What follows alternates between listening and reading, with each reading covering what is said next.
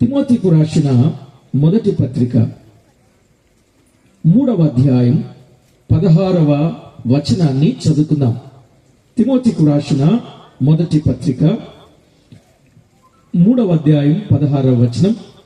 వీలైతే ఒక mic Bible చదివే వారికి మీరు అందజేస్తే, బాగా బైబిల్ చదివే వారికి ఆ మైక్ మీరు ఇస్తే వారు చక్కగా చదివి నాకు సహాయం చేస్తారు. ఈ విషయాన్ని గమనించండి. రైట్, చదువుకుందాం. నిరాక్షేపముగా, నేను మొదటి వచనం చదువుతాను, తర్వాత జాన్పల్లి. నిరాక్షేపముగా దైవభక్తిని గూర్చిన మర్మం గొప్పదై ఉన్నది. ఆయన సశరుడుగా ప్రత్యక్షుడయ్యను, ఆత్మ విషయమున నీతిపరుడని తీర్పు నొందెను, దేవదూతలకు కనబడెను, రక్షకుడని జనములలో ప్రకటింపబడెను, లోకమందు నమ్మబడెను, ఆరోహణుడై తేజోమయుడు అయ్యను. చదవబడిన ఈ లేఖనం కొరకై ప్రార్థన చేసి వాక్యాన్ని విందాం. బాధ్యతతో తల వంచండి, ప్రార్థన చేసుకుందాం. మహాగరుడవైన మా దేవ, సర్వాధికారి అయిన మా ప్రియ ప్రభువా, మీ ఘననామానికి స్తోత్రములు చెల్లిస్తున్నాం.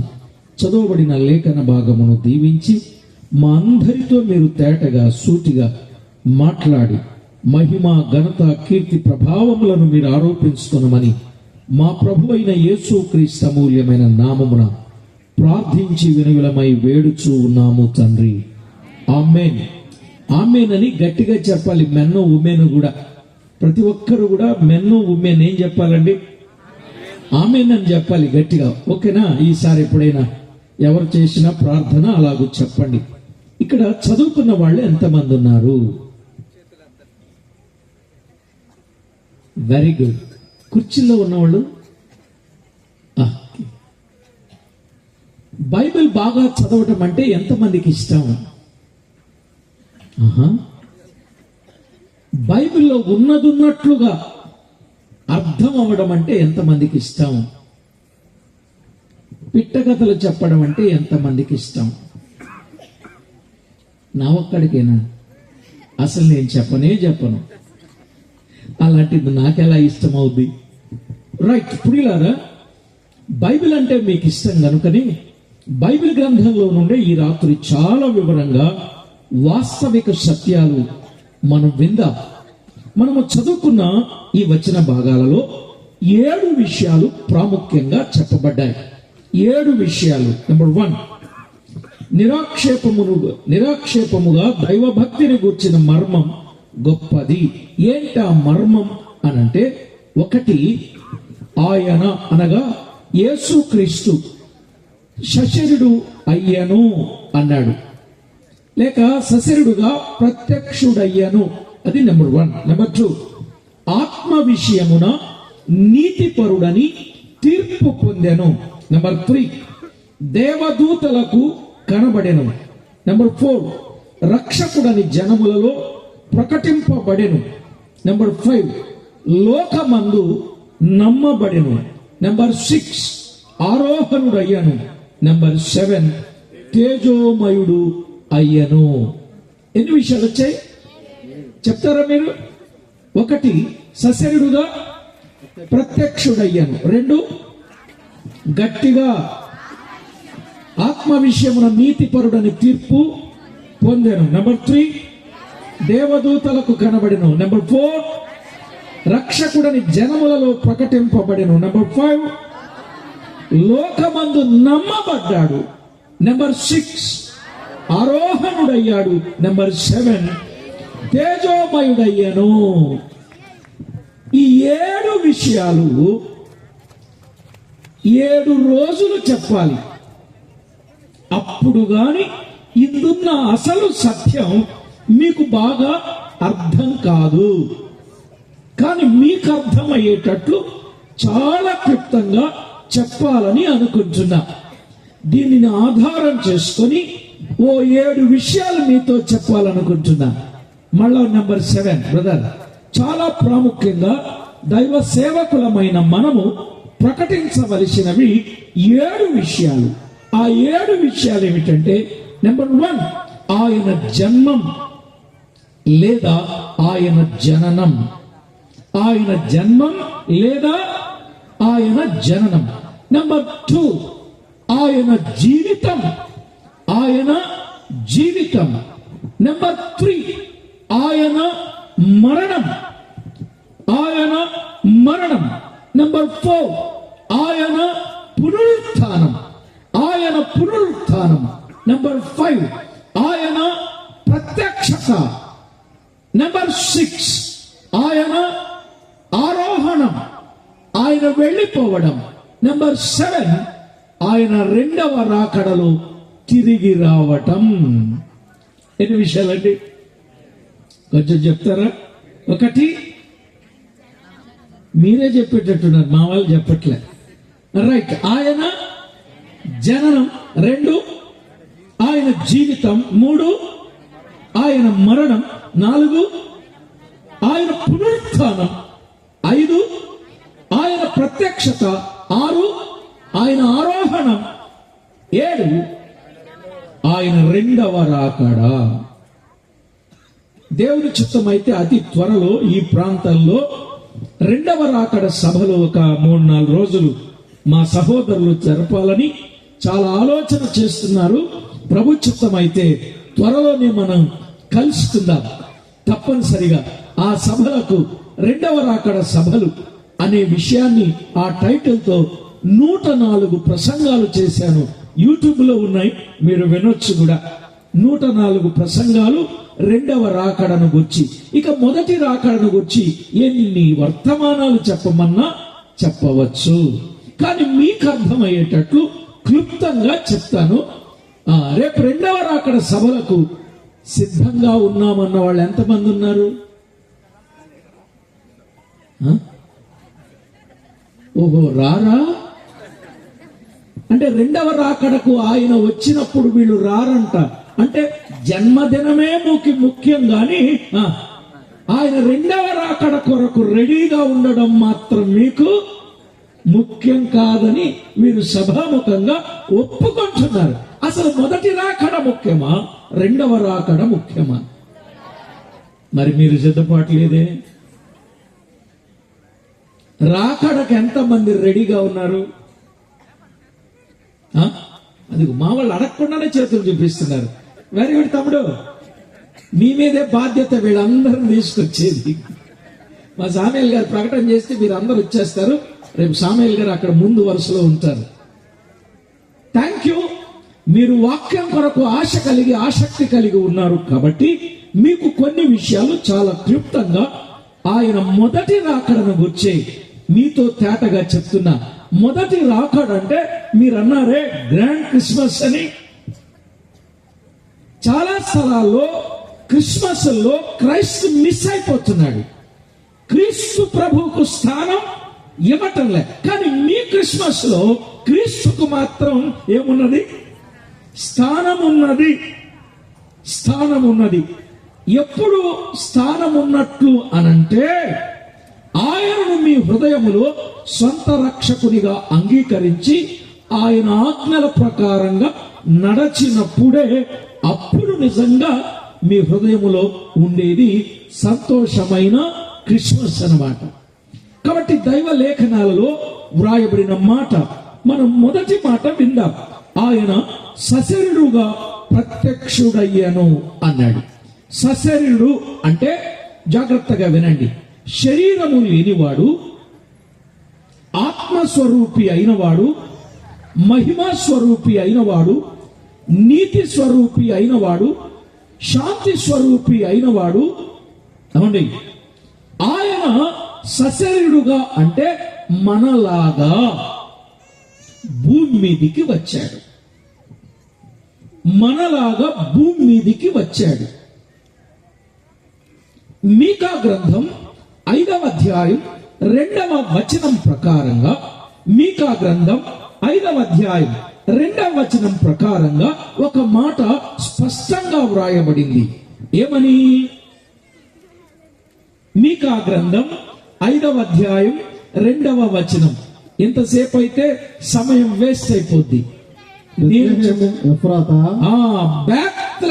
బెత్లెహేము కాదు. బెత్లెహేము.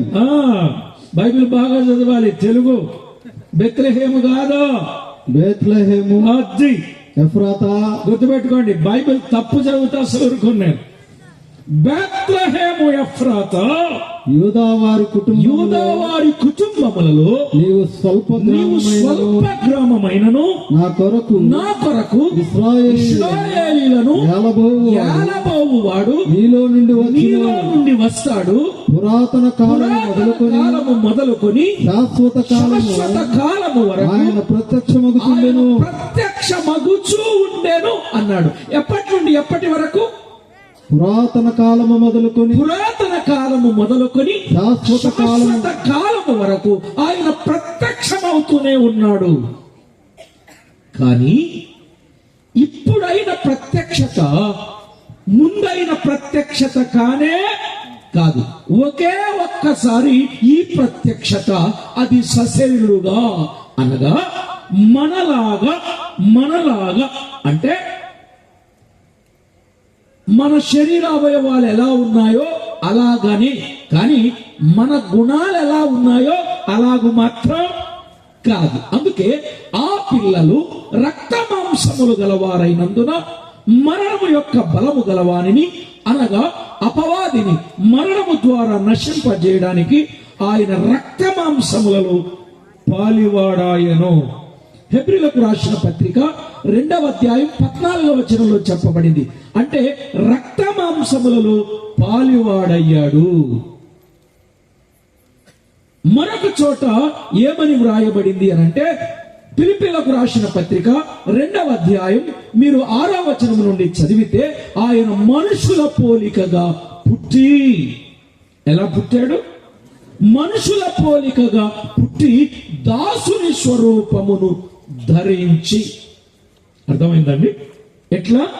మనుషుల పోలిక, దాసుని స్వరూపం. 1 సశరీరుడుగా, 2 రక్త మాంసములు గలవాడుగా, 3 ఇప్పుడే చెప్పాను కదా మనుషుల పోలికగా, 4 దాసుని స్వరూపమును ధరించుకొని, ఐదవదిగా ఆయన ఎలా పుట్టాడు అనంటే, రోమా పత్రిక 8వ అధ్యాయం 4వ వచనంలో పాప శరీరాకారముతో. ఎలాగండి? ఉందా బ్రదర్ అక్కడ? పాప శరీరాకారముతో ఆయన పుట్టాడు.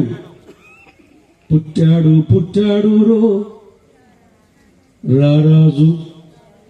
పాడమంటే పాడతారు. ఇక ఎన్ని పాటలైనా పుట్టాడు రో, రారాజు పుట్టాడు గాని ఎందుకు పుట్టాడు రో అది నాకు తెలియదురా అని పాడుతున్నారు వేడ.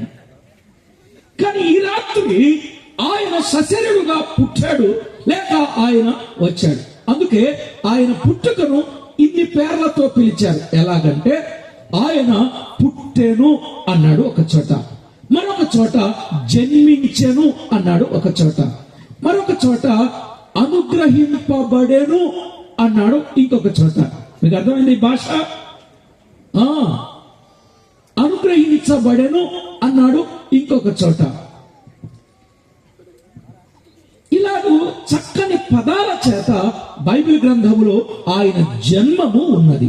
ఇంతకీ ఆయన సశరీరుడుగా ఎందుకు పుట్టాడు? ఇది మనకు తెలియాలి.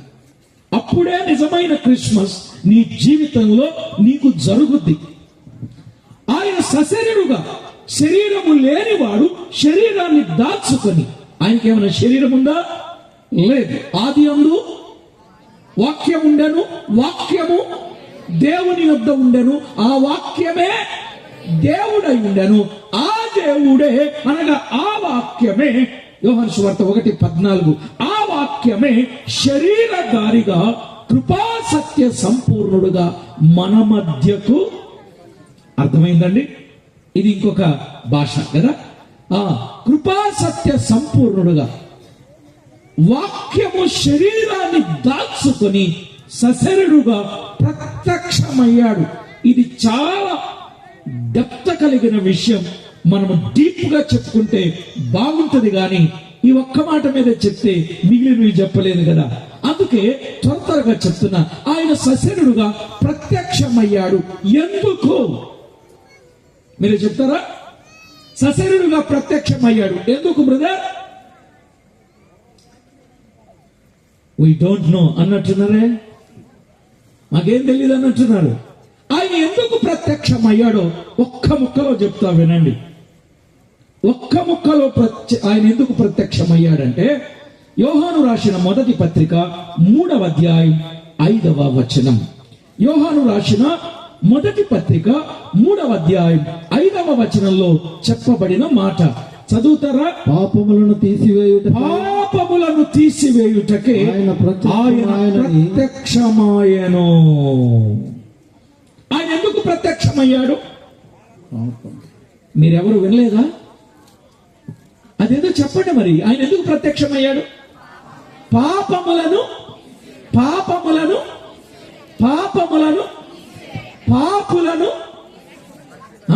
తీసివేయడానిక. పాపులను తీసివేయాల్సి వస్తే భూమి మీద ఒక్కడన్నా మిగులుతాడా? చెప్పండి. ఎందుకని? ఏ భేదమును లేదు. ఏమండి, మా ఊరోళ్ళ మీ ఊరోళ్ళ? అదేంటండి, మా ఇంట్లో వాళ్ళ మీ ఇంట్లో వాళ్ళ?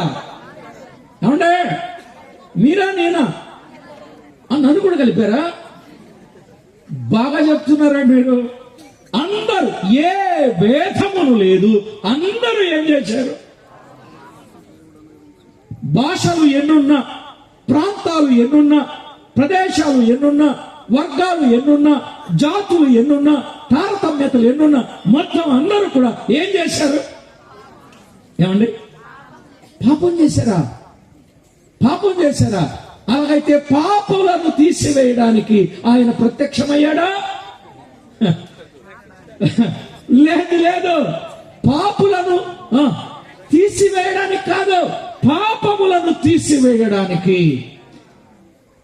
ఏ భేదం లేదు, అందరూ పాపం చేశారంటే అందరూ ఎలా చేశారు? మొన్నకాయనను నేనేం పాపం చేశా, నేనెందుకు పాపం చేశా, నేనెక్కడ పాపం చేశా, నేనెవరితో పాపం చేశా, అసలు పాపం చేయాల్సిన కర్మ నాకే వచ్చింది అని మాట్లాడాడు ఒక ఆయన. అయితే ఆయన, బాబు నువ్వు పాపం చేశావంటే, అబ్బే నేను చేయలేదు అన్నాడు.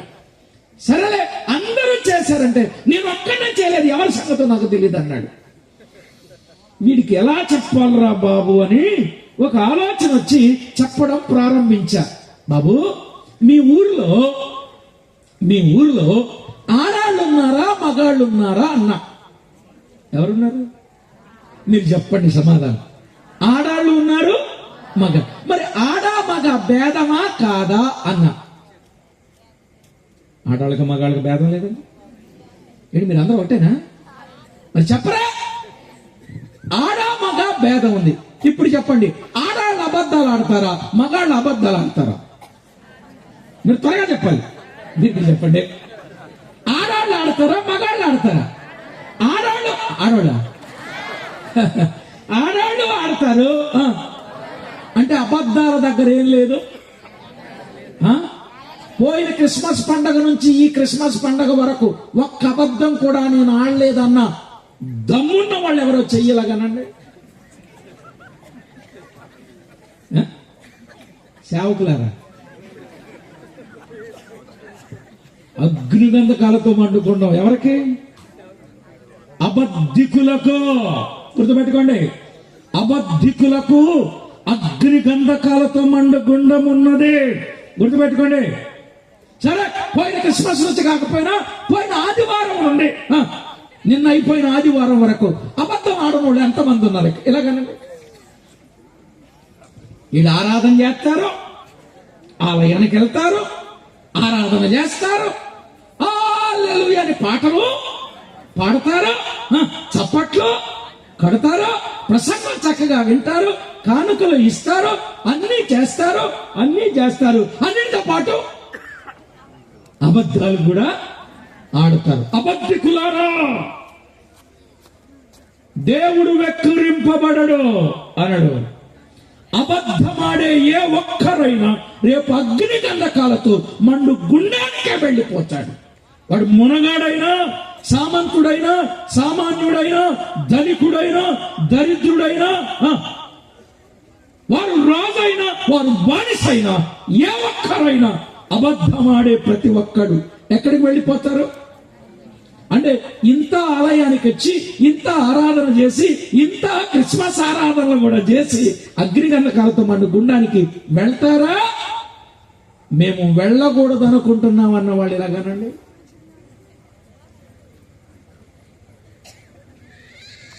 కాసేపు కూడా పట్టుకోలేరా? ఏమండి? ఏ బ్రదర్ మీ వంక చూస్తే నేను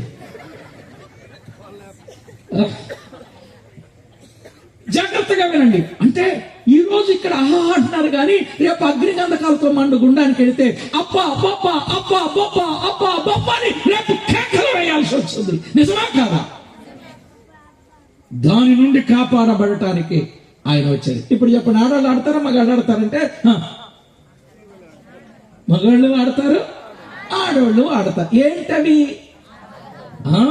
ఆడ మగ భేదం ఉంది కానీ అబద్ధాల దగ్గర ఏం లేదు భేదం. మీ ఊర్లో చిన్న పెద్ద ఉందా లేదా? చిన్న పెద్ద భేదమా కాదా? తొందరగా చెప్పండి. భేదమే, భేదమే. చిన్నాళ్ళు దొంగతనం చేస్తారా, పెద్దోళ్ళు దొంగతనాలు చేస్తుంటారా? చిన్నోళ్ళు చిన్న చిన్న దొంగతనాలు అబ్బలే చెప్తారు, పెద్దోళ్ళు పెద్ద పెద్ద దొంగతనాలు చేస్తారు. కానీ చిన్న పెద్ద భేదం ఉంది కానీ అబద్ధాల దగ్గర మాత్రం ఏమి లేదు భేదం. ఏ భేదం లేదు. మీ ఊర్లో చదువుకున్నోళ్ళు, చదువుకోలేనోళ్ళు ఉన్నారా లేదా? ఉన్నారా? ఉన్నారా? ఉన్నారు. చదువుకోలేని వాళ్ళకి, చదువుకున్న వాళ్ళకి ఏంటి భేదం? ఇప్పుడు మీరు కరెక్ట్ గా చెప్పండి, గట్టిగా చెప్పండి. చదువుకున్న వాళ్ళు బూతులు ఆడతారా, చదువుకోలేని వాళ్ళు బూతులు ఆడతారా? ఏమండి? ఏమండి సెక్రటరీ గారు? ఇద్దరు ఆడతారంట, ఇద్దరు ఆడతారంట. విన్నారా? ఇద్దరు ఆడతారంట. చదువుకున్న వాళ్ళు ఆడతారంట, చదువుకోలేని వాళ్ళు ఆడతారు. చదువుకున్న వాళ్ళు ఇంగ్లీష్ లో ఆడతారు, చదువుకోలేని వాళ్ళు తెలుగులో ఆడతారు. ఏంటవి? బూతులు. ఇప్పటికీ బూతులు ఆడేవాళ్ళు ఉన్నారా లేదా? ఇక్కడ ఉన్నవా? ఈ నోటితోనే యేసు ప్రభు పాటలు, ఈ నోటితోనే. ఓ ఓ ఓ ఎంత అన్యాయం! నీ నాలుగు కోసేస్తాడు దేవుడు అని నేను అనలే. కోయకుండా నువ్వే జాగ్రత్త పడు. రైట్, జాగ్రత్తగా వినండి. మనం బూతులు ఆడకూడదు, అబద్ధాలు ఆడకూడదు అని మనకు ఇప్పటికే అర్థమైపోయింది. ఏమంటే మన భారతదేశంలో కులాల భేదం ఉందా లేదా? ఉందా లేదా? ఉంది.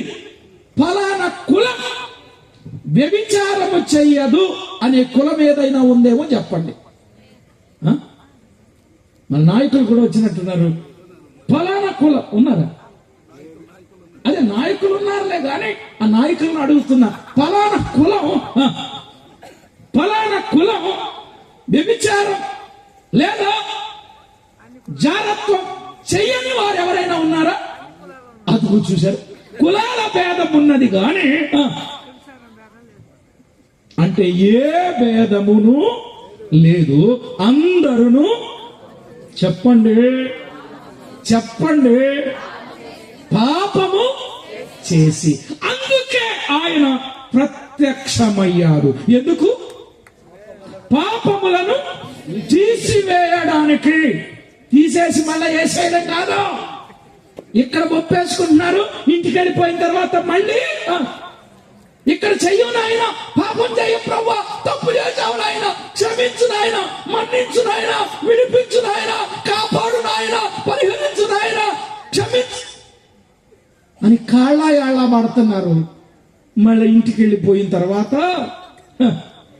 యదా రాజా, నిజమా కాదా? నిజమా కాదా? అసలు మీకు పుట్టినరోజు ఉందా? ఏమండి? ఏ రోజు? ఓ బ్రదర్స్, పుట్టినరోజు ఉందా? ఉంది. పెళ్ళైన రోజు ఉందా? ఉంది. పనికో బడికో ఎక్కడికో మొట్టమొదట వెళ్ళిన రోజు ఉందా?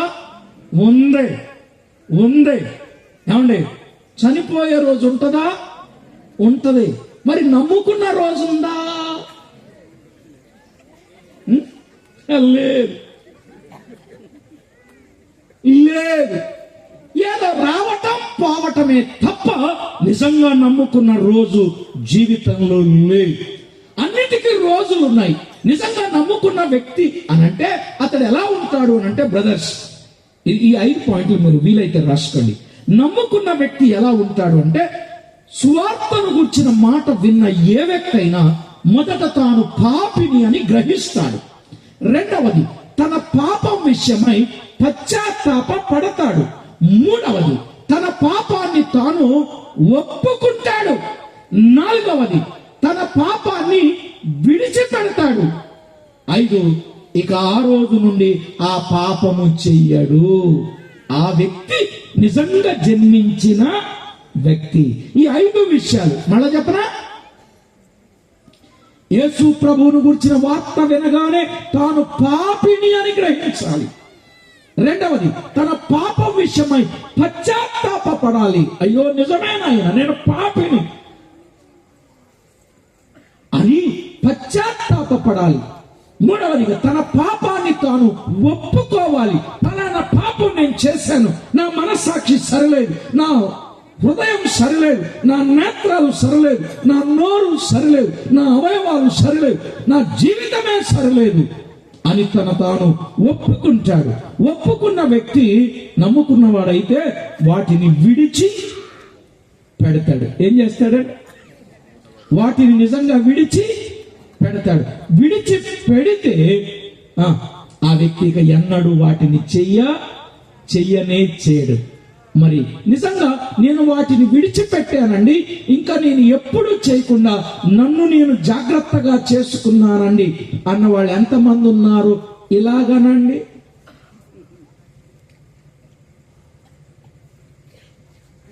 చెప్పండి. అంటే మీకు ఏ రోజు లేదు? నమ్ముకున్న రోజు, క్రొత్త జన్మ పొందిన రోజు, అంతేకాదు మనసు మార్చుకున్న రోజు, బుద్ధి మార్చుకున్న రోజు, గొంగళ పురుగు చీతాకోక చిలుక అయిన రోజు లేదు. అనేనా? అంతేనా? ఏం బ్రదర్స్, అంతేనా? కానీ ఈ రోజు మాత్రం, ఈ వర్తమానం విన్న తర్వాత నీ బ్రతుకు టోటల్ గా చేంజ్ అయిపోవాలి. నీ బ్రతుకు సంపూర్ణంగా మారాల. ఈ రోజు నీ పుట్టినరోజు ఇక్కడ నువ్వు జరుపుకొని వెళ్ళాలి. ఆయన పుట్టింది నీ పుట్టుక కొరకే అనే సత్యాన్ని నువ్వు గుర్తెరిగి వెళ్ళాలా. ఆ విధమైన సిద్ధపాటు కలిగి నీవు ఉండాల. ఆయన పాపములను తీసివేయడానికి ఆయన జన్మించాడు, లేదా ఆయన ప్రత్యక్షం అయ్యాడు. ఎందుకు ప్రత్యక్షం అయ్యాడు అడగను మరొకసారి. మరి ఆయన పాపములను తీసివేయడానికి ప్రత్యక్షమయ్యాడు. మరి నీ పాపం పోయిందా? పోయిందా లేదా? పోయిందా? ప్రాణం పోయినా పాపం పోదు కొంతమందికి. ఏమండి? ప్రాణమన్నా పోద్ది కానీ చెప్పండి. మొన్న ఒక ముసలమ్మ ఏమంటుందో తెలుసా? బాబు అన్ని మానుకుంటా గాని ఆ పీక మాత్రం మానలేనుంది. ఏ పీక? మీకు అర్థమైపోయింది. అన్ని మానమంటే మాంతా, కానీ ఇది మాత్రం మానలేనయ్యా. అందుకే మానలేకుండానే చచ్చిపోయింది. చచ్చిపోతే సమాధి దగ్గరికి ఏం పెట్టుకెళ్తారండి? సహజంగా కొంతమంది సమాధి దగ్గరికి చచ్చిపోతే ఏం పట్టుకెళ్తారు బ్రదరు? పలహారం, ఆమెకి ఇష్టమైన పట్టుకెళ్తారు. ఈ ముసలమ్మకి ఏం పట్టుకెళ్ళారో తెలుసా? చుట్టపీకలు పట్టుకెళ్ళారండి. నిజంగా నేను సరదా కోసం చెప్పడం కాదు. కొంతమంది జీవితం అట్లానే ఉంటుంది, వారి బ్రతుకు అలాగే ఉంటుంది. జాగ్రత్తగా వినండి. మానవుని పాపం పోవాలి. అందుకే ఆయన ప్రత్యక్షమయ్యాడు పాపములను తీసివేయడానికి. అసలు మనం పుట్టిందే ఎక్కడ? 51వ కీర్తన 5వ చరణం, కీర్తనల గ్రంథం 51వ కీర్తన 5వ చరణంలో ఒక మాట తేటగా చెప్పాడు. ఏమన్నాడు? 51:5 నేను నేను పాపములో పాపములో పుట్టినవాడను, పాపములో పాపములోని నా తల్లి నన్ను గర్భము గర్భమున ధరించెను. ఇప్పుడు చెప్పండి, ఎందులో పుట్టాడు మానవుడు? చెప్పండి, పాప ఎక్కడ పుట్టాడు? నువ్వు నేను పాపం చేయలేదని చెప్పినా కర్మ పాపం లేకపోయినా జన్మ పాపం అంటూ ఉంది. జన్మ పాపం మీన్స్ అంటే ఆమె పాపం చేస్తే బిడ్డ పుట్టాడనే భావం కాదు. ఇది చాలా మందికి అర్థం కాక ఈ జన్మ పాపాన్ని రకరకాలుగా చెప్పే వాళ్ళు ఉన్నారు. ఇది జన్మ పాపం కాదు, ఇందులో ఉన్న వాస్తవం మీకు తేటగా అర్థం అవటానికి చెప్తా ఉన్నా, వినండి కొంచెం. అది నా మీదే పెట్టుకొని చెప్తున్నా. ఎప్పుడు నా భార్య ఉన్నప్పుడు చెప్పలే, ఈవేళ చెప్తున్నాను నా రహస్యం. అదేంటంటే మాకు ఒక పెద్ద అబ్బాయి పుట్టాడు. అంటే ఇప్పుడు రెండో వాడు కూడా ఉన్నాడనే కదా, ఇద్దరు అబ్బాయిలు నాకు అర్థమైంది. నీకు అర్థమైందా? రైట్. ఇప్పుడు మా పెద్ద అబ్బాయి పుట్టిన తర్వాత స్కూల్కు వెళ్ళాడు. స్కూలుకు వెళితే ఇప్పుడు వాడికి మొట్టమొదట వచ్చే ఏంటి చెప్పండి? అలా ఏబిసిడిలా. అంత తెలివైన వాళ్ళం. ఎరా మీ టీచర్ ఇదేనా చెప్పిందని రెక్కబట్టుకొని లాక్కెళ్తారా? లాక్కెళ్ళరా? ఏమొస్తాయి చెప్పండి? ఏమొస్తాయి? ఏమొస్తాయో తర్వాత. ఇంతకీ నేను నా భార్య సేవ చేస్తూ ఉండగా మాకు అబ్బాయి పుట్టాడు. ఇప్పుడు మాకు పుట్టిన అబ్బాయి వాడు పరిశుద్ధుడా పాప?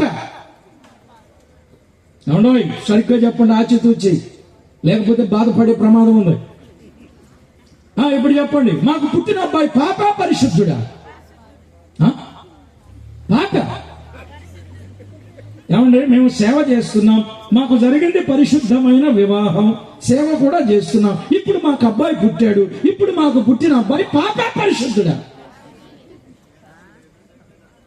మేమేం పాపం చేశామండి? అర్థమైందండి? మేమేం పాపం చేశాం? మేమేం పాపం చేయలే. మాకు పుట్టిన అబ్బాయి ఎవరు కావాలి ఇప్పుడు? మరి మేము పాపమే అని అనుకుంటే మాకు పెళ్లి ఎందుకు చెయ్యాలి? అది కూడా పరిశుద్ధ వివాహమే ఎందుకు చెయ్యాలి? అర్థమైందా మీకు? అయితే జరిగింది వినండి. పరిశుద్ధ వివాహము చేసిన మాకు పరిశుద్ధపు బిడ్డ పుట్టడు. అందుకే స్కూలుకు వెళ్ళగానే వాడికి చదువు కంటే బూతులు ముందొస్తాయి, వాడికి చదువు కంటే అబద్ధాలు ముందొస్తాయి. మా పిల్లలైనా మీ పిల్లలైనా ఏ పిల్లలైనా ఎవరైనా అంతే. ఇది ఇంతే. నిజమా కాదా? చెప్పండి. ఏది ముందొస్తాయి? అవే ముందొస్తాయి. ఎందుకు అవి ముందొస్తాయి అని అంటే, వాడు మా పరిశుద్ధతను పంచుకొని పుట్టలేదు గాని మా రక్తాన్ని పంచుకొని పుట్టాడు. రక్తం యొక్క నైజం ఏంటంటే పాపం. ఇప్పుడు చెప్పండి, రక్తం యొక్క నైజం ఏంటండి? పాపం. అందువల్ల అది నా తల్లి నన్ను పాపములోనే జన్మించను అనే మాట ఆయన చెప్పాడు. అర్థమైందా మీకు? కనుక పుట్టిన బిడ్డ రక్త మాంసములు కలిగిన వాడు గనుక ఆ వ్యక్తి యొక్క రక్త మాంసములే ఆ వ్యక్తిని పాపిగా చిత్రించాయి గాని అతడు జన్మ పాపి కాదు. గుర్తుపెట్టుకోవాలి మీరు బాగా ఈ విషయాలు. అందుకే పాపం అంటే ఏంటో తెలిసే లోపల ప్రభు వచ్చినా ఆ బిడ్డ చనిపోయినా వెళ్ళేది పరలోకం. వెళ్ళేది ఎక్కడికి? పరలోకం. కానీ పాపం అంటే ఏంటో తెలిసిన తర్వాత ఆ పాపాన్ని తాను ఒప్పుకొని విడిచిపెట్టకపోతే ఆ వ్యక్తి పోయేది ఎక్కడికి? పొయ్యిలోకి. పోయేది ఎక్కడికి? పొయ్యిలోకంటే అదేనండి, అగ్నిగంధకాలతో మండు గుండం. అందుకే ఒకరోజు కుటుంబ ప్రార్థనలో కూర్చొని మాట్లాడుతూ ఉన్నప్పుడు, వాక్యం చెప్తున్నప్పుడు వాళ్ళ మదర్ వాక్యం చెప్తా ఉంటే, పాపం వల్ల వచ్చే జీతం మరణం అని వాడికి అర్థం అవగానే, నేను చచ్చిపోతానా? నువ్వు చచ్చిపోతారో పాపాన్ని ఒప్పుకోకపోతే అంటే అప్పుడు పాపాన్ని ఒప్పుకున్నాడనమాట మా పెద్దోడు. అర్థమైందా మీకు? ఏం పాపం చేయకపోయినా వాడికి పాపం అంటే భయం వేసింది. మరణం అని చెప్పాడు 6:23 రోమపత్రిక ప్రకారం. అందువల్ల భయపడ్డాడు. కనుక పాపములో పుట్టాడు మానవుడు. ఇప్పుడు ఆ పాపం ఎక్కడుంది? 4వ వచనం చదవండి. పాపం ఎక్కడుంది? 4వ వచనం చదవండి. పాపం ఎక్కడుంది? 4వ వచనంలో చెప్పాడు, నీకు కేవలం నీకే విరోధముగా నేను పాపము చేసి ఉన్నాను. నీ దృష్టి ఎదుట నేను చెడుతనము చేసి ఉన్నాను. వినండి. ఎవరికి విరోధంగా పాపం చేశాడు? పాపములో పుట్టాడు గాని ఎవరికి విరోధంగా పాపం చేశాడు? దేవునికి విరోధంగా. అంటే పాపం చేసే ఏ వ్యక్తి అయినా, అబద్ధమైన, అన్యాయమైన, మోసమైన, దగ అయినా, కుట్రైనా, కుయుక్తైనా, మోహపు చూపైనా, చెడ్డ తలంపైన, ఆలోచన, ఊహ అయినా, ఉద్దేశమైన, దేవునికి విరోధమైనది ఏదైనా సరే అది పాపం. ఆ పాపం దేవునికి విరోధంగా ఉంది అన్నాడు. పాపము అంటే ఏంటనుకున్నారు? పా అంటే పాము అన్నాడు ఒక ఆయన, పా అంటే పడవ అన్నాడు ఇంకొక ఆయన, ము అంటే ముళ్ళు అన్నాడు. పాపము అంటే పాము ప్రమాదమే, పడవ ప్రమాదమే, ముళ్ళు అంటే పాపం టోటల్ గా ప్రమాదం అని మనకు అర్థమవుతుంది. చాలా విషయాలు ఉన్నాయి, అవన్నీ ఇప్పుడు చెప్పలేను, కానీ క్లుప్తంగా ఒక్క మాట మాత్రం మీతో చెప్తున్నా. పాపం ఎవరికి విరోధంగా చేశాడు? దేవునికి విరోధంగా. మరి దేవునికి విరోధంగా చేసిన పాపం ఎక్కడుంది? ఆ పై వచనం చదువుతారా? 3వ వచనం. 3వ వచనం, నా అతిక్రమం నాకు తెలిసే ఉన్నవి, నా పాపం ఎల్లప్పుడు నా ఎదుట. చెప్పండి, మానవుడు చేసిన పాపం ఎల్లప్పుడు ఎక్కడుంటది? తన ఎదుటే ఉంటది. ఎప్పుడు ఏ తప్పుడు పని చేశాడు అది గుర్తుంటుందా? గుర్తుండదండి? చెప్పనేమండి, మీకు గుర్తుందా? లేదా? వందలు చేసేవాళ్ళకు గుర్తుండదు, ఎందుకంటే ప్రవాహంలో కొట్టుకుపోతాయి. ఏమని గారు, నిజమే కదా? వందలు కొట్టుకుపోతా ఉంటాయి. పాపాలు కొట్టుకుపోతా ఉంటాయా? పాపాలతో కొట్టుకుపోతాడా? నిజమే, పాపాలతో కొట్టుకుపోయాడంట. మీరు కావాలంటే రాష్ట్రాన్ని ఇంటికెళ్ళి చదువుకోండి. 40వ కీర్తన 12వ చరణం, 38వ కీర్తన 4వ చరణం చదువుకోండి. లెక్కలేనన్ని పాపములు చేశానన్నాడు, నా పాపములు నా మీదుగా పొర్లిపోతున్నాయి అన్నాడు. ఈ 2 చరణాలు అర్థమైందా? రైట్. అని చెప్పే సమయం లేదు, ఇక నా టైం ఇంకా అవ్వచ్చింది. జాగ్రత్తగా వినండి. కనుక మానవుడు చేసిన పాపం పోవాలి. ఏం పోవాలి? పాపం పోవాలి. అందుకే నా పాపం పోవాలని ఏమన్నాడో తెలుసా అండి? ఇప్పుడు 2వ చరణం చదవండి బాబు. 5వ చరణం నుంచి పైకి వస్తున్నాం, కిందకి వస్తున్నాం కదా. 5వ చరణంలో పాపంలో పుట్టానన్నాడు, దేవునికి విరోధంగా పాపం చేశానన్నాడు, నా పాపం ఎల్లప్పుడు నా ఎదుట ఉన్నదన్నాడు. ఇప్పుడు 2 దగ్గరకు వచ్చేసరికి ఏమన్నాడు? నా దోషము పోవునట్లు నన్ను బాగుగా చెప్పండి, నన్ను బాగుగా త్వరగా చెప్పండి, నన్ను బాగుగా కడగడం వేరు, బాగా కడగడం వేరు. అర్థమైందా? కడిగావా? కడిగానండి. బాగా కడిగావా? మళ్ళీ అడుగుతారు కదా. బాగానే కడిగాను అంటే కడగబడటం వేరు, బాగుగా కడగబడ్డం వేరు. చాలా మంది కడగబడిన వాళ్ళే ఇక్కడ ఉన్నారు, కానీ బాగా కడగబడలేదన్నమాట. అందుకే ఎక్కడో ఏదో ఒక మూలన పాపం అనేది ఉన్నది. మరి ఈ పాపం చేసిన వాళ్ళు ఏం పట్టుకుంటుందో తెలుసా? పాపం చేసిన వాళ్ళు ఏం పట్టుకుంటుంది? యోబు గ్రంథం 24వ అధ్యాయం 19-20 వచనాల్లో వ్రాయబడింది. యోబు గ్రంథం 24వ అధ్యాయం 19-20 వచనాల్లో వ్రాయబడిన మాట ఏమన్నాడో చెప్పాడు. చూడండి, ఏమన్నాడు? అనావృష్టి చేతను ఉష్ణము చేతను మంచు నీళ్లు ఎత్తిపోవునట్లు పాతాళం పాపము చేసిన వారిని పట్టుకొనును. నేను పాపం చేసే నన్ను ఎవరో పట్టుకోలేకపోయారు, నేను అన్యాయం చేసే నన్ను ఎవరికి దొరకలేదు, అబ్బా నేను ఎక్కడ దొరకలేదు అన్నాడు. నేను పాస్టర్ గారికి దొరకలేదు, ఊరి పెద్దలకు దొరకలేదు, మా భార్యకి దొరకలేదు, మా భర్తకి దొరకలేదు, తల్లిదండ్రులకి దొరకలేదు, అమ్మా నాన్నకి దొరకలేదు, మా పిల్లలకి దొరకలేదు, మా బంధువులకి దొరకలేదు, మా ఊర్లో ఎవరికి దొరకలేదు. నువ్వు ఎవరికే దొరకకపోయినా పాపం చేసిన పట్టుకునే పని ఒకళ్ళకి అప్పగించాడు ఆయన. ఎవరికి ఎవరికి అప్పగించాడు? పాపం చేసిన వారిని పట్టుకునే పని పాతాళానికి అప్పగించాడు.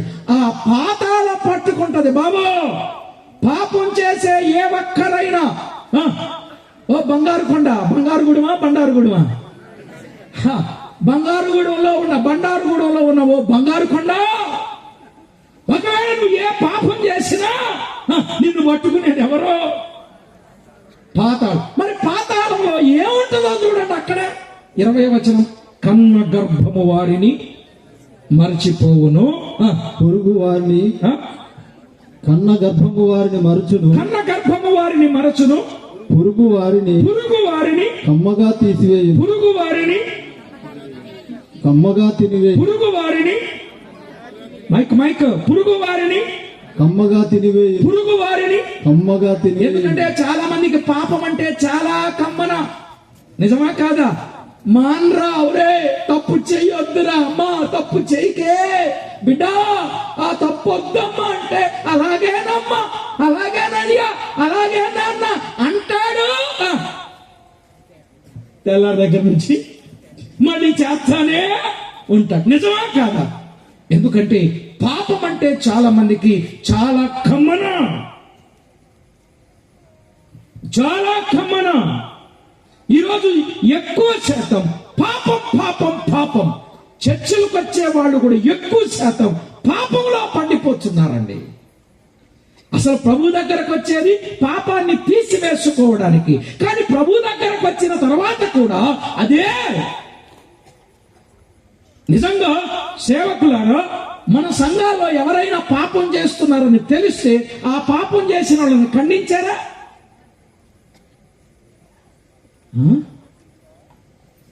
ఖండిస్తే కానుక రాదు. నిజమా కాదా? ఖండిస్తే కానుక రాదు, మందలిస్తే మంది రారు. ప్రియులారా, కానుకల కోసం కాదు సేవ. ఒక పాపి పరిశుద్ధుడుగా మారాలి. అందుకు గొప్ప సేవ. దూతలకు కూడా అప్పగించలేదు ఈ పరిచర్య. ఆ సేవ మీకు అప్పగించాడు సేవకులారా. ఇది గొప్ప సేవ. దుష్టత్వమును నుండి వారిని మళ్లించాలి, ఖండించాలి. నేను అడుగుతున్నా మిమ్మల్ని, మీ సంఘంలో నుండి ఎవరినైనా ఒక్కరిని వెలివేశారా? వేశారా లేదా? వెలివేయలేదు. కారణం మనం కూడా ఆళ్ళలాగానే ఉన్నాం. ఆళ్ళ వెలివేస్తే మనల్నే వెలివేస్తారు. మీరు లారీ వెళుతున్నారు అనుకోండి, లారీ టైర్కి ఒక రాయి వేయండి, అది నాకెందుకు రా బాబు అని అనుకొని ఈవేళ కాముగా ఉంటున్నాం. నో, సేవకుడా, యేసు ప్రభు జన్మను గూర్చిన సంగతులను ఇతరులకు చెబుతున్నాం. అందులో ఏదో సంతోష సంబరాలతో కాదు, ఆయన వచ్చింది పాపాన్ని తీసివేయడానికని చెప్పి పాపముతో ఉన్న వారిని మందలించి, ఖండించి, దిద్ది, క్రమపరచి పరిశుద్ధునిగా మార్చవలసిన బాధ్యత మీదేనని సభాముఖంగా సవినయంగా ప్రేమతో తెలియజేస్తున్నాను. దైవ సేవకులారా, మన దగ్గరే ఉంది.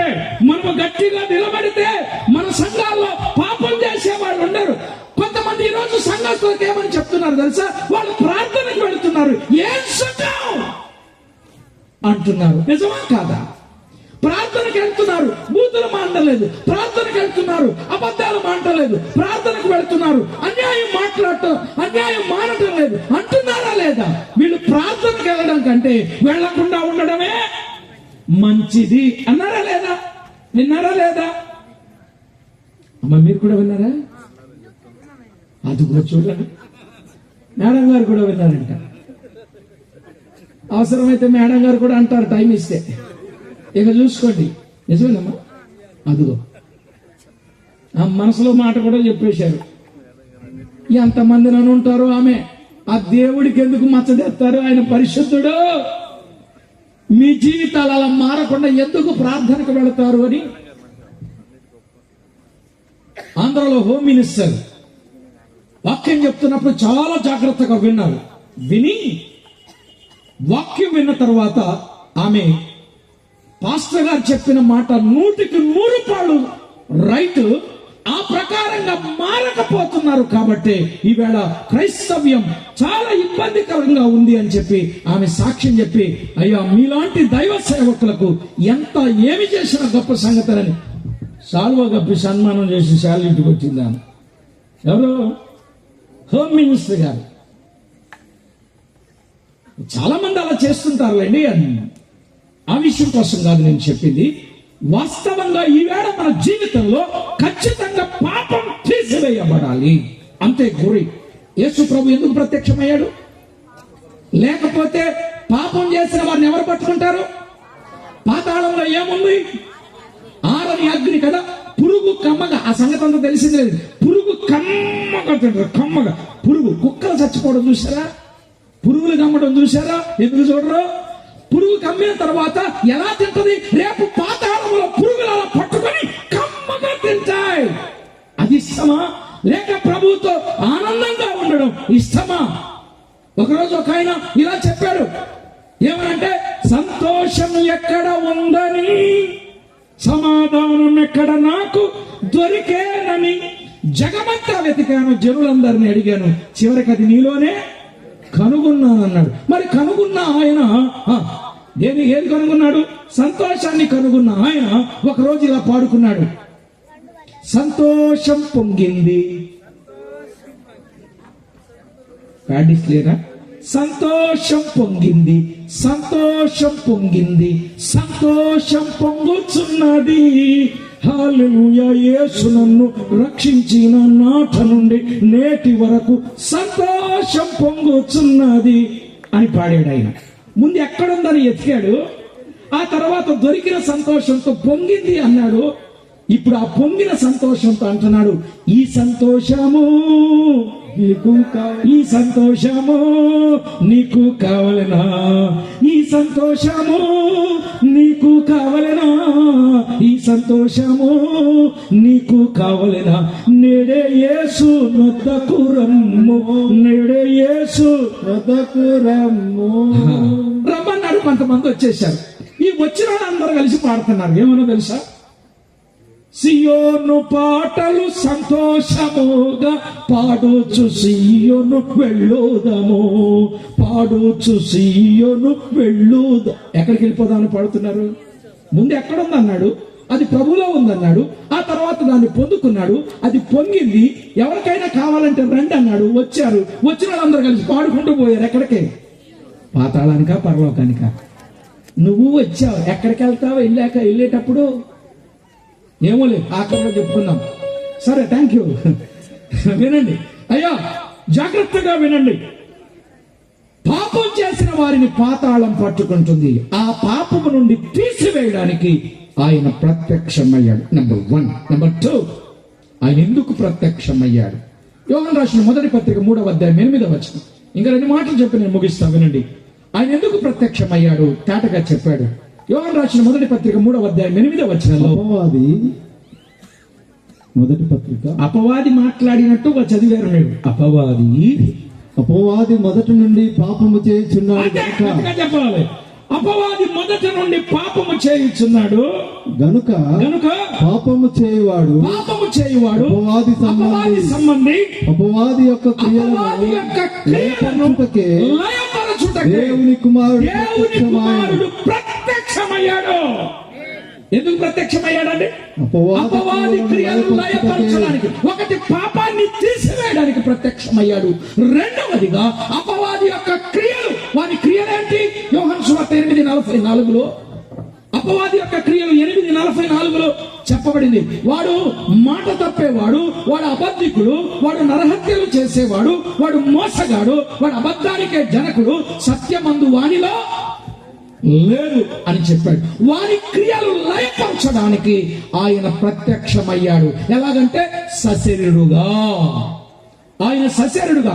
యేసుక్రీస్తు జన్మ ఎందుకు అనంటే 2 కారణాలు. ఒకటి,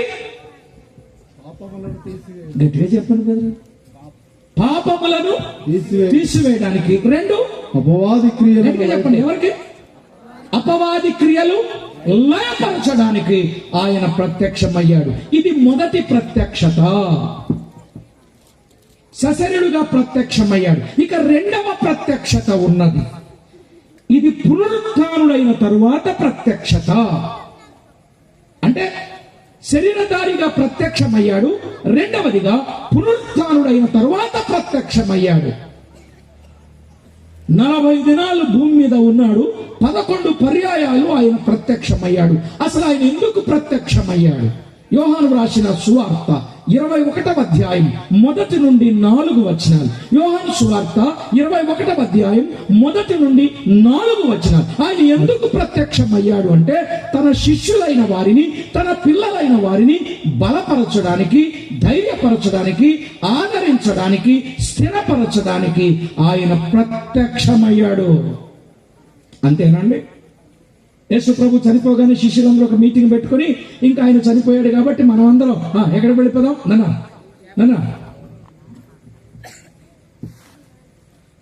తర్వాత మనమందరం ఎవరి డ్యూటీ నుంచి వచ్చామో ఆ డ్యూటీ పట్టుకొని వెళ్ళిపోదాం రండి అని చెప్పి ఒక కమిటీ మీటింగ్ చేసుకొని, కమిటీలో తీర్మానం చేసుకొని వెనక్కి వెళ్ళిపోవడానికి చూశారు. అప్పుడు ఆయన ప్రత్యక్షమయ్యాడు. ప్రత్యక్షమయ్యి, భక్తులారా మీరు ఎందుకు వెళ్ళిపోతున్నారు? నేను మీతోనే ఉన్నాను, యుగ సమాప్తి వరకు ఉంటాను, సదాకాలం ఉంటాను, నేను ఎప్పుడు ఉంటాను. పుట్టింది మీకోసమే, ప్రాణం పెట్టింది మీకోసమే, మరణించింది మీకోసమే, తిరిగి లేచింది మీకోసమే. నేను స్థలం సిద్ధపరచ వెళుతున్నాను, భయపడకండి అని చెప్పి ఆయన ధైర్యపరిచి ఆయన వెళ్ళిపోయారు. ఇది రెండవ ప్రత్యక్షత. ఇక మూడవ ప్రత్యక్షత కూడా ఉన్నది.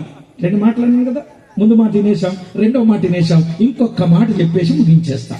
ఆ మాట ఏంటంటే ఈసారి మరలా ఆయన ప్రత్యక్షం కాబోతున్నాడు. తెస్సలోనికలకు రాసిన 2వ పత్రిక 1వ అధ్యాయం 6వ వచనం. తెస్సలోనికలకు రాసిన 2వ పత్రిక 1వ అధ్యాయం 6వ వచనంలో ఆయన ప్రత్యక్షం కాబోతున్నాడు. ఎందుకో చెప్పాడు. ఎందుకంట ప్రభువైన యేసు తన ప్రభావమును దూతలతో కూడా పరలోకములో నుండి అగ్నిజ్వాలలలో ప్రత్యక్షమై వినరా?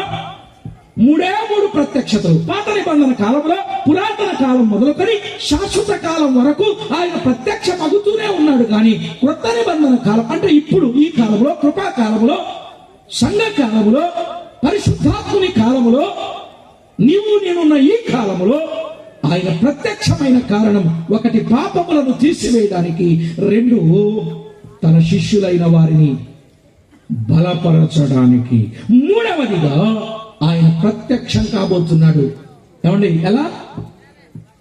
ఎలా? అగ్నిజ్వాలలో తన ప్రభావము కనపరచు దూతలతో ఆయన ప్రత్యక్షం కాబోతున్నాడు. మీరు క్రిందకు చదివితే అక్కడ చెప్పాడు 3 మాటలు ఉన్నాయి. 1 సువార్త ఎరుగని వారికి ప్రభువైన యేసు సువార్తకు లోబడని వారికి ప్రతిదండన చేయటానికి 2 మాటలు ఉన్నాయా? ఇప్పుడు ఆయన ప్రత్యక్షం కాబోతున్నాడు. దేనికి? క్రీస్తుని ఎరుగని వారికి, సువార్తకు లోబడని వారికి. ఏమండి? విన్నారా? జాగ్రత్తగా వినండి. పుట్టాడని చెప్పడమే కాదు, పుట్టింది ఎందుకో తేటగా అర్థమైంది. రేపు ఆయన రాబోతూ ఉన్నాడు. ఈ పుట్టుకలో నమ్ముకున్న వారి కొరకు రాబోతూ ఉన్నాడు. అయితే నమ్మని వారికి ఏం చేస్తాడు? నమ్మని వారంటే సువార్తకు లోబడక, ప్రభువును ఎరగక ఉన్న వారికి ప్రతిదండన, సువార్తను ఎరిగిన వారికి, ఆయన నమ్మిన వారికి బహుమానం ఇవ్వటానికి, అనగా విశ్రాంతిని ఇచ్చుటకు, ప్రశంసలు, హింసింపబడిన వారికి ప్రశంసలు ఇవ్వడానికి, మహిమను ఇచ్చుటకు ఆయన ప్రత్యక్షము కాబోతున్నాడు. ఇదంతా కలిపి ఒక్క ముక్కలో చెప్తా వినండి. రేపు 2వ రాకడలో ఆయన ప్రత్యక్షం ఎందుకు అవుతున్నాడు అంటే, కొందరికి అవమానం, కొందరికి చెప్పండి బహుమానం. కొందరికి అవమానం, కొంతమందికి బహుమానం. కొందరికి హింస, కొందరికి ప్రశంస. కొందరికి కీడు, కొందరికి విశ్రాంతి. కొందరికి శాపం, కొందరికి ఆశీర్వాదం. వచ్చుగా మీకు ఆశీర్వాదం. కొందరికి నరకం, కొందరికి పరలోకం ఇవ్వడానికి ఆయన ప్రత్యక్షం కాబోతున్నాడు. విశేషంగా క్రొత్త నిబంధనలో 3 ప్రత్యక్షతలు. 1 శరీరధారిగా ప్రత్యక్షమయ్యాడు, 2 పునరుత్థానుడైన తరువాత ప్రత్యక్షమయ్యాడు, 3 రెండవ రాకడలో ఆయన ప్రత్యక్షం కాబోతున్నాడు. ఈ 3 ముక్కలు గుర్తుపెట్టుకుంటే మీరు ఇంటికి వెళ్ళిపోవచ్చు. మొదటి ప్రత్యక్షతలో పాపాన్ని తీసివేయడానికి, అపవాది క్రియలు లయపరచడానికి. 2వ ప్రత్యక్షతలో తన పిల్లలైన వారిని బలపరచడానికి. 3వ ప్రత్యక్షతలో నమ్మని వారికేమో ప్రతిదండన, నమ్మిన వారికేమో దయా బహుమానాలు ఇవ్వటానికి ప్రత్యక్షం అవుతున్నాడు. ఇప్పుడు చెప్పండి, మీకు అవమానం కావాలా, బహుమానం కావాలా? అది చెప్పేదైతే కొంచెం గట్టిగా అడగండి. కీడు కావాలా, మేలు కావాలా? శాపం కావాలా, ఆశీర్వాదం కావాలా? మరణం కావాలా, జీవం కావాలా? అన్ని మంచియే కావాలా? మంచియే కావాలా. కానీ మనసు మాత్రం మారిందా? ఇప్పుడు చెప్పు, నీ పాపాన్ని తీసుకొని వెళ్తావా, పాపంతోనే వచ్చి పాపంతోనే పోతావా? ఒక మాట చెప్తున్నా, ఒకవేళ వచ్చావు, మీటింగ్ అయిపోద్ది, ఎక్కడికి వెళ్తావు? ఎక్కడికి? ఎవరింటికి వాళ్ళు వెళ్ళిపోతారు. ఒకవేళ ప్రభువే వచ్చాడు, ఒకవేళ ప్రాణమే పోయింది, ఎక్కడికి వెళ్తావు? పొయ్యిలోక, పరలోకానిక? నేను పొయ్యిలోకి పోనండి, నేను పరలోకానికి రావాలనుకుంటున్నాను. కాబట్టి ఈ రాత్రి వేళ ఖచ్చితంగా నా పాపాన్ని తీసివేసుకొని, నా మనసును మార్చుకొని, బుద్ధి మార్చుకొని, బ్రతుకు మార్చుకొని, పద్ధతి మార్చుకొని, క్రియలు మార్చుకొని, ప్రవర్తన మార్చుకొని ప్రభు బిడ్డగా జీవిస్తా, నేను మార్చుకొని వెళ్తానండి అన్నవాళ్ళు మీ చెయ్యిలా పట్టుకోండి. Very good, very good. పట్టుకోండి, మీ చెయ్యిలా పట్టుకోండి. బ్రదర్స్, మీరు కూడా మార్చుకొని వెళ్తారా? నిజం బ్రదర్, మనల్ని మార్చే వాళ్ళగా చేశాడు. మనం మారితే, మనం మారకపోతే మనల్ని మార్చేవాడిగా చేయడు. పట్టుకోండి మీ చెయ్యి. ఈ రాత్రి వేళ పాపిగా వచ్చి వెళ్ళిపోకూడదు. యేసు ప్రభు 2024 సంవత్సరాల క్రితం ఈ లోకానికి వచ్చాడు. వచ్చి తన ప్రాణాన్ని పణంగా పెట్టాడు. పడరాని పాటలు పడ్డాడు, తినడానికి దెబ్బలు తిన్నాడు, మోయరాని బరువులు మోసాడు, ఎక్కడానికి తొలగత కొండకు వెళ్ళాడు, భూమికి ఆకాశానికి మట్టిలో వేలాడాడు, విలువైన ప్రాణాన్ని పణంగా పెట్టాడు, మరణించి సమాధి చేయబడి తిరిగి లేచాడు, మహిమలోకి వెళ్ళాడు, రేపు రాబోతున్నాడు. నిన్ను నన్ను తీసుకువెళ్ళడానికి, ఆయనతో వెళ్ళడానికి రెడీనా కాదా? ఆయనతో వెళ్ళడానికి నేను రెడీ. నా పాపాన్ని తీసివేసుకొని ఆయనతో వెళ్ళడానికి రెడీ అనేవాడు ఉన్న పాటను లేచి నిలబడండి. ఈ రాత్రి వేళ ఉన్న పాటున, యేసు ప్రభువా, నా పాపాన్ని నేను తీసివేసుకుంటాను, నేను పరలోకానికి రావాలనుకుంటున్నాను, పరలోక పట్టణంలో యుగాలు నీతో నేను ఆనందించాలని ఆశపడుతున్నాను అన్న ప్రతి ఒక్కరు కూడా లేచి నిలబడండి ప్లీజ్. ఈ రాత్రి దేవుడు నీ జీవితంలో ఒక గొప్ప కార్యాన్ని చేయబోతున్నాడు. వంగల పురుగు జీవితాన్ని చిత్తకొక చిలుకగా మార్చాలనుకుంటున్నాడు. పాపిగా వచ్చిన నీవు పరిశుద్ధినిగా వెళ్ళడానికి ఆయన ఇష్టపడుతున్నాడు. దండనతో కూడిన జీవితాన్ని కలిగిన నీవు దయతో వెళ్ళడానికి, కఠినంగా శిక్షించబడవలసిన నీవు కరుణతో వెళ్ళడానికి ప్రభు అవకాశం ఇచ్చాడు. ఈ నిజమైన గ్రాండ్ క్రిస్మస్ ఎప్పుడయ్యా అంటే, నిజంగా ఏదయ్యా అంటే, నీ బ్రతుకు మారినప్పుడే, నీ బుద్ధి మారినప్పుడే, నీ ప్రవర్తన మారినప్పుడే. అలాంటి జీవితంగా మార్చుకోవడానికి ఇష్టపడితే ఉన్న పాటున, ఉన్న చోటున, యేసు ప్రభువా, నా జీవితాన్ని మార్చు, నా బ్రతుకును మార్చు. ఇదిగోనైనా సంవత్సరాలు ఇలాంటి పండుగలు జరుగుతూ ఉన్నాయి. ఎన్ని పండుగలు జరిగినా నా ప్రవర్తన మాత్రం మారలే. ఈ రోజు నా ప్రవర్తన మార్చుకుంటాను, నా బుద్ధి మార్చుకుంటాను, నా బ్రతికే మార్చుకుంటాను, టోటల్గా నా మనసు మార్చుకుంటాను అన్నవాళ్ళు బ్రదర్స్ ఇక్కడికి రండి, సోదరులు ఇక్కడికి రండి. నా బుద్ధి మార్చుకుంటా, నా బ్రతుకు మార్చుకుంటా, నా